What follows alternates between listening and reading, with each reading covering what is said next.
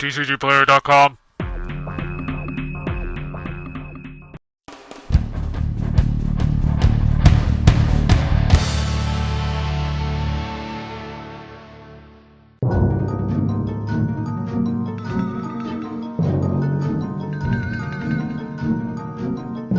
The primary difference between Horde and Alliance really gets transmitted through the sculpts and the look and the feel of the figures. Game mechanic-wise, even in the online game, there's very subtle differences between the two. It's only racial abilities and things that actually mechanically differentiate the two, and we represent those as well. So we'll have some cool racial abilities that can, you can build armies around and that can really give you the flavor of what a given race or faction is. But mostly it's about which cool sculpts and which cool lore characters you put in and how sort of iconic they are to represent that race. You mentioned the Horde and the Alliance, so I want to also point out that this game is going to be one of the, unlike the WoW TCG, we actually have a monster faction, so you can actually play as the baddies all around Azeroth. We have, one of the cool things about that is it lets us do these really awesome sculpts that are really dynamic. We showed off the Bog Elemental here, and just we have some ogres, and we have some other really cool monsters from all around Azeroth, and it creates a fun experience that even the MMO player can't really have, of being able to take those guys, take some, play an army of Murlocs and go charging into battle. That's really exciting. And so it's one of the fun things to do, and it makes some of my favorite sculpts. So it's a really exciting little twist on the game that gives it an extra dimension.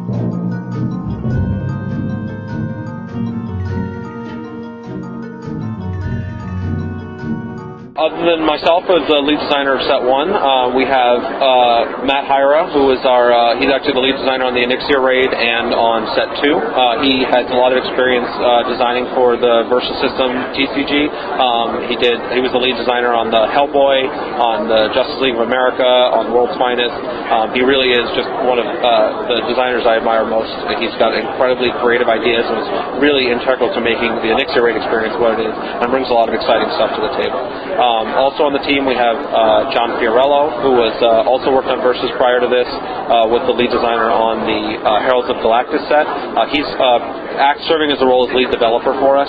He has a huge background on playing TCGs professionally, and met him initially on the Pro Tour, and he really has a great sense of getting a balanced game, but really keeping the focus on fun. I mean, a lot of people, you have this idea of a developer is they just shut down the fun no matter what's going on. And John does a really great job of making sure that the game doesn't get too out of whack, but making sure that the focus is on cool, exciting fun abilities and keeping the experience casual. And the last member of the team, as Anthony Shaheen, he was actually the newbie to the group.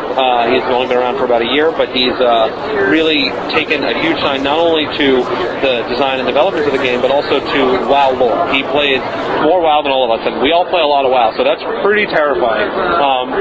And he's really immersed himself in the lore, read the books, read the comics, goes and is able to help make sure we hit the flavor 100% when we're developing the product. And we've had a ton of other people help us. I mean, it's not just this design team and development team, but we've actually had playtest groups all over the country that we used and got under NDA early and tested the game, and then it just iterated it. I mean, I've been working on this project for over 2.5 years, and it'll be 3 years by the time we actually hit market. So there's been an enormous amount of development work that went into the game, and really too many people to mention at this point too that really contributed to make it an unbelievable success that we know it's going to be.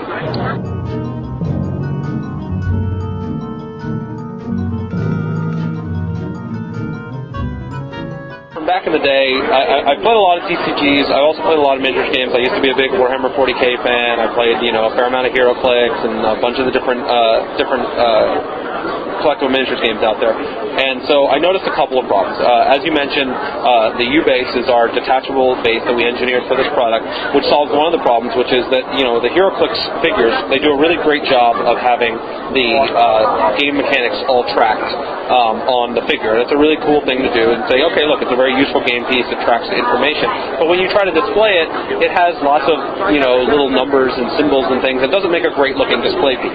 On the other hand, you have figures like the D&D figures, which are good-looking display pieces, but they don't have any game information on them. They might as well use a salt shaker to represent your figure on the board, and so it's not really a part of the game per se. So what we did was we said, okay, let's get the best of both worlds, and we engineered the U-base, which is a detachable base that when it's attached on, it tracks all the game data for you, and when you snap it off, then suddenly you just have a nice, clean, pretty display piece that you can put on your computer monitor, on your desk, or wherever you want to have it. So it's a really cool little innovation, and it's really the first major sort of technological innovation that the collectible miniatures category has had since the first plastic miniatures game.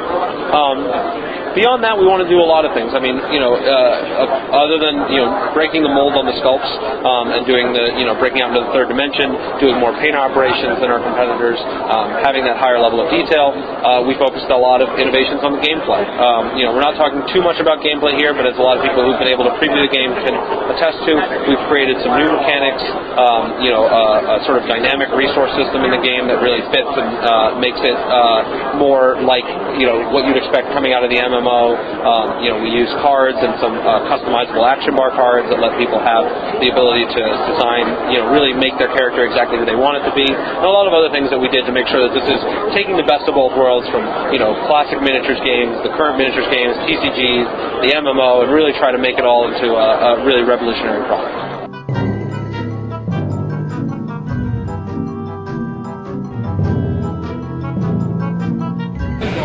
Upper Deck is taking this entry into the collectibles miniature category very seriously. I mean, we have one of the top organized play teams in the world, and we are working very hard to make sure that our organized play program is really the best in the category. We're definitely going to have a more casual focus. We haven't worked out all the details, but we're going to have the sort of hobby league kit focus with cool prizes in the store, making sure the tournaments are really focused on fun.